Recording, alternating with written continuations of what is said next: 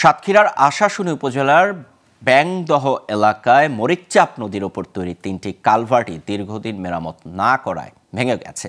এতে চরম ভোগান্তিতে পড়েছেন স্থানীয়রা।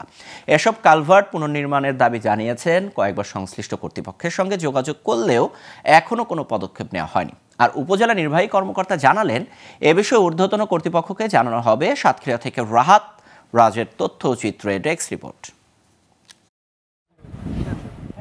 সাতক্ষীরার মরিচচাপ নদীর উপর রয়েছে ছোট ছোট কয়েকটি কালভার্ট। এর উপর দিয়ে চলাচল করে সাতক্ষীরা সদর, আশাশুনি ও দেবহাটা উপজেলার হাজারো মানুষ। তবে ৩ বছরে পরপর ৩টি কালভার্ট ভেঙে যাওয়ায় ভোগান্তির শিকার হচ্ছে এই ৩ উপজেলার শিক্ষার্থী, মৎস্য ব্যবসায়ী ও এলাকাবাসী। আর বর্ষা মৌসুমে ভাঙা কালভার্ট দিয়ে নদীর পানি সঠিকভাবে প্রবাহিত না হওয়ায় আশপাশের এলাকায় তৈরি হয় জলাবদ্ধতা। এসব কালভার্ট দীর্ঘদিন ধরে ব্যবহারের অনুপযোগী হয়ে থাকলেও এখন পর্যন্ত কোনো কার্যকর উদ্যোগ নেওয়া হয়নি। এই কারণে ব্যাংদহ ও আশপাশের এলাকার হাজারো মানুষকে ব্যবহার করতে হচ্ছে বিকল্প পথ।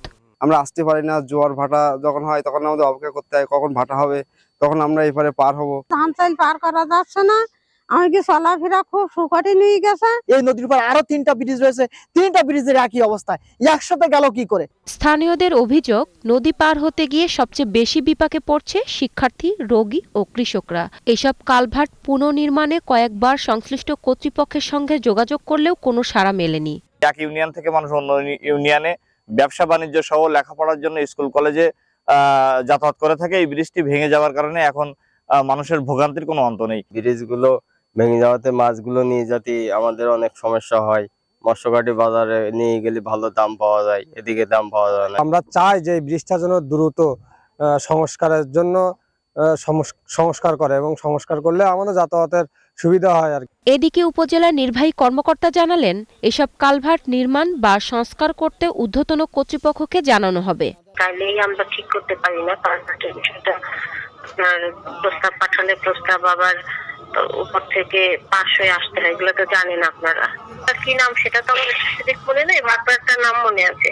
ঠিক আছে, আমরা দেখার জন্য প্রিপারেশন নিচ্ছি। কালভার্ট সংস্কার করতে শিগগির যথাযথ ব্যবস্থা নেবে সংশ্লিষ্ট কর্তৃপক্ষ, এমনটাই প্রত্যাশা এলাকাবাসীর। Global television news desk.